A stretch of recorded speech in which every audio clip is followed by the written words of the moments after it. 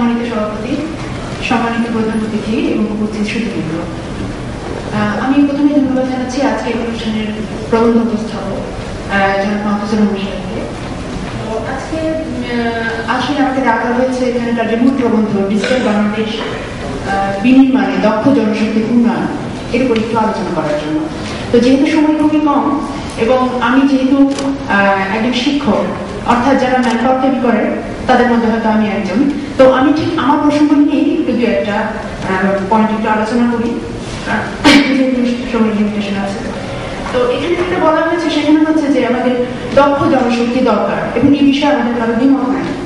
এবং এই যে দক্ষ জনশক্তি, এটা বিভিন্ন লেভেলের জনশক্তি দরকার। অর্থাৎ আমি বলছি যে যারা ইউজার তাদেরকেও কিন্তু একটা নির্দিষ্ট লেভেলে দক্ষ হতে হবে। এছাড়া যারা সফটওয়্যার ডেভেলপ করবেন, যারা হার্ডওয়্যার ইঞ্জিনিয়ারিং কাজ করবেন বা যারা আইসিটি ম্যানেজার হিসেবে কাজ করবেন, প্রত্যেককেই তাদের নিজ নিজ ফিল্ডে দক্ষ হতে হবে। তো এখন এই যে দক্ষ জনশক্তি তৈরি করা, তো এই দক্ষ জনশক্তি তৈরি করার কাজটা আসলে আমি যেটা কোনো একক কারো হাতে নয়। যেমন এবার শিক্ষা মন্ত্রণালয় যে কাজটা শুরু করছেন, তারা সামনের বছর থেকে ক্লাস 6 থেকে আইসিটি বিষয়ে একটি নতুন সাবজেক্ট যোগ করছেন। তো এতে যেটা হচ্ছে আমার মনে হয় যে ক্লাস 6 থেকে শুরু করে ক্লাস 11 পর্যন্ত হয়তো এটা বাধ্যতামূলক থাকবে। তো এতে একদম ছোটবেলা থেকে হয়তো আইসিটি বিষয়ের যে প্রাথমিক ধারণাগুলো, যেগুলো হয়তো এতদিন পর্যন্ত ইউনিভার্সিটিতে গিয়ে ছেলেমেয়েরা পেত, সেই ধারণাটা তারা কিন্তু স্কুল লেভেলে পেয়ে যাচ্ছে। তো আমি এতে কিন্তু হবে যে আইসিটির প্রতি তাদের আগ্রহটা বাড়বে এবং আইসিটি কেন এত জরুরি সেই বিষয়টা সম্পর্কে তাদের একটা পরিষ্কার ধারণা।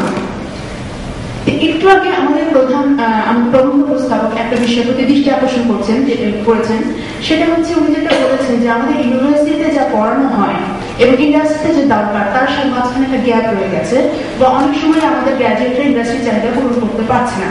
তো এই অভিযোগটা অনেক সময় তোলা হয় বিভিন্ন জায়গায় এবং অনেক সময় সাংবাদিকরা সরাসরি প্রসঙ্গে এরকম ভাবে করেন যে আমাদের ছাত্ররা পারছে না ইউনিভার্সিটিতে। তো এই জিনিসটা, এই যে সিলেবাসের কথাটা বলা হয়, যেটা আমার কাছে বিষয় আমি বুঝতে পারি না এই অর্থে যে বাংলাদেশের যে সিলেবাস, আমাদের ঢাকা ইউনিভার্সিটি বা বুয়েটের যে সিলেবাস, সেটা কিন্তু প্রতি বছরই আপডেট করা হচ্ছে এবং আপডেট করা হচ্ছে বিশ্বমানের যে বিশ্ববিদ্যালয়গুলো আছে তাদের সিলেবাসের সাথে সঙ্গতি রেখে। অর্থাৎ আমি বলতে চাচ্ছি যে ঢাকা ইউনিভার্সিটির কম্পিউটার সায়েন্স এবং ইঞ্জিনিয়ারিং বিভাগে যা পড়ানো হচ্ছে সেটা সিলেবাস কিন্তু এমআইটি, হার্ভার্ড বা অক্সফোর্ড ইউনিভার্সিটির তুলনায় কোনো অংশেই খারাপ কিছু না। মানে প্রতি বছরই আপডেট হচ্ছে এবং আপডেট করার সময় সিলেবাস দেখে আপডেট করা হচ্ছে। কিন্তু তারপরেও যেটা অভিযোগটা আসছে যে ইন্ডাস্ট্রির সাথে একটা গ্যাপ রয়ে গেছে, তা আমার মনে হয় ইন্ডাস্ট্রিতে যারা আছেন তারা যদি এই বিষয়টি আমাদের সাথে একটু খোলাখুলি ভাবে আলোচনা করেন যে তাদের আসলে কি দরকার হচ্ছে এবং আমরা কোন জায়গায় গিয়ে তাদেরকে হেল্প করতে পারি, তাদের মধ্যে এই গ্যাপটা খুব সহজেই ওভারকাম করা সম্ভব। কারণটা হচ্ছে যে ইউনিভার্সিটি যখন, সেটা কিন্তু ইউনিভার্সিটিতে কিন্তু বেসিক ডিগ্রি দেওয়া হয়, সেখানে কিন্তু কোনো প্রফেশনাল ডিগ্রি দেওয়া হয় না। এবং প্রফেশনাল ডিগ্রি শুধুমাত্র প্রফেশনাল ডিগ্রি যদি আমরা দিতে থাকি তাহলে সেটা কিন্তু ইউনিভার্সিটি থাকবে না। কিন্তু তারপরে আমার মনে হয় এই যে গ্যাপটা, আমার ধারণা গ্যাপটা খুবই সামান্য এবং এটা আলোচনার মাধ্যমে আমরা দূর করে ফেলতে পারি। এখন ম্যান পাওয়ারের কথা যদি আমরা বলি, আমাদের বিভিন্ন লেভেলের দক্ষ জনশক্তি দরকার, কিন্তু যারা জনশক্তি তৈরি করবেন তাদের অবস্থানটা কি? আমাদের মতো ঢাকা ইউনিভার্সিটি বাংলাদেশের সবচেয়ে বড় ইউনিভার্সিটি, অথচ দুঃখজনক ব্যাপার হচ্ছে এই ইউনিভার্সিটিতে এই ডিপার্টমেন্টে শিক্ষক ধরে রাখা যাচ্ছে না।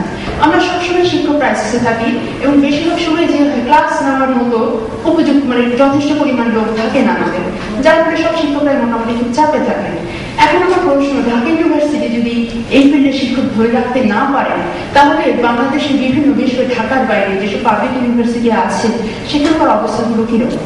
এবং অবস্থাগুলো সম্পর্কে আমি জানি সেটা হচ্ছে অনেক জায়গায় মাত্র 4-5 শিক্ষক নিয়ে অতি কষ্টে বিভাগগুলো চলছে এবং তারা যে প্রতি বছর শিক্ষক গ্র্যাজুয়েট বের করছেন, এটাই আমার কাছে মনে হয় বিশাল একটা ব্যাপার। এবং বেশিরভাগ বিশ্ববিদ্যালয়ের কোনো ইনফ্রাস্ট্রাকচার নাই, তাদের প্রয়োজনীয় ল্যাব নেই এবং আমাদের ঢাকা বিশ্ববিদ্যালয়ের ক্ষেত্রেও কিন্তু কথা অবশ্যই প্রযোজ্য। আমাদের জায়গা এতই কম এবং যেখানে আমাদের 50 জন ছাত্রকে আমরা জায়গা দিতে পারি, সেখানে প্রতি বছর হয়তো আমাদের 65 জন ছাত্র আসে, অথচ চাহিদা কিন্তু প্রচুর। তো ডিজিটাল বাংলাদেশ যদি আমরা সত্যি সাকসেসফুলি করতে চাই, আমি সবাইকে অনুরোধ করবো যে বিভিন্ন বিশ্ববিদ্যালয়ে এই রিলেটেড ডিপার্টমেন্টগুলো আছে, যেগুলো আছে তাদের প্রতি যেন একটু বিশেষ দৃষ্টি দেওয়া হয়। কারণ এছাড়া আসলে দক্ষ ম্যান পাওয়ার তৈরি যে কথা আমরা বলছি সেটা স্বপ্ন থেকে যাবে, ওটা কখনই বাস্তব হবে না। এখন আমার মনে হয় যে, আর একটু আগে বিভিন্ন পোস্টের কথা বলা হচ্ছিল যে আমাদের আসলে এখন কম্পিউটার সায়েন্স এন্ড ইঞ্জিনিয়ারিং এর হয়তো সময় এসে গেছে যে হয়তো 4th ইয়ার লেভেল বা মাস্টার্স লেভেলে ডিফারেন্ট ডিসিপ্লিনে ভাগ করে ফেলার, যার ফলে হয়তো আমরা নেটওয়ার্ক অ্যাডমিনিস্ট্রেটর বা ডাটাবেস অ্যাডমিনিস্ট্রেটর ইত্যাদি ডিফারেন্ট ডিসিপ্লিনের জন্য হয়তো উপযুক্ত ম্যানপাওয়ার তৈরি করতে পারবো। তো সেই জন্য আসলে আমাদের কিছু সাপোর্ট দরকার, যে সাপোর্টটার জন্য আমি শিক্ষা মন্ত্রণালয় এবং বিজ্ঞান মন্ত্রণালয়ের দৃষ্টি আকর্ষণ করছি। এবং আমি আরেকটা জিনিস যদি বলি আমাদের বিভাগের ছাত্রদের ক্ষেত্রে, গত বছর আমরা যখন আমাদের কি হয়, প্রতি বছরই যখন এমএসসি রেজাল্ট হয় তারপরে সাধারণত আমাদের সার্কুলার যায়, আমরা শিক্ষক নিয়োগ দিই। কিন্তু গত বছর আমরা শিক্ষক নিয়োগ দিতে গিয়ে খুবই বিপদে পড়েছি। কারণটা হচ্ছে প্রথম 10 জন অনার্স যারা 1 থেকে 10-এর মধ্যে 8 জন মাস্টার্স না করে অনার্স পাস করে দেশের বাইরে চলে গেছে। তারা বিভিন্ন ইউনিভার্সিটিতে ভালো ভালো জায়গায় পড়াশোনা করছেন, কিন্তু যেটা হচ্ছে যে আমরা টিচার নিয়ে নিতে গিয়ে একজনকে নিতে পেরেছি, আর নিতে পারিনি। তো এই অবস্থাটা কিন্তু দিন দিন বাড়ছে এবং আমাদের মতো বিভাগের ছাত্রদের সুইচিং রেট এখন অনেক বেশি। তারা মাস্টার্স সুযোগ হচ্ছেন না এবং তারা কিন্তু তার আগে দেশের বাইরে চলে যাচ্ছেন, কারণ যেহেতু দেশের বাইরে খুব ভালো ভালো জায়গায় তারা পড়ার সুযোগ পাচ্ছেন এবং চাকরির সুযোগ পাচ্ছেন। এবং শিক্ষকরা যারা দেশের বাইরে যাচ্ছেন পিএইচডি করতে, মাস্টার্স করছেন, তারা যারা বিশেষ করে নর্থ আমেরিকা, অস্ট্রেলিয়া এসব জায়গায় যাচ্ছেন, তারা কেউ ফিরছেন না।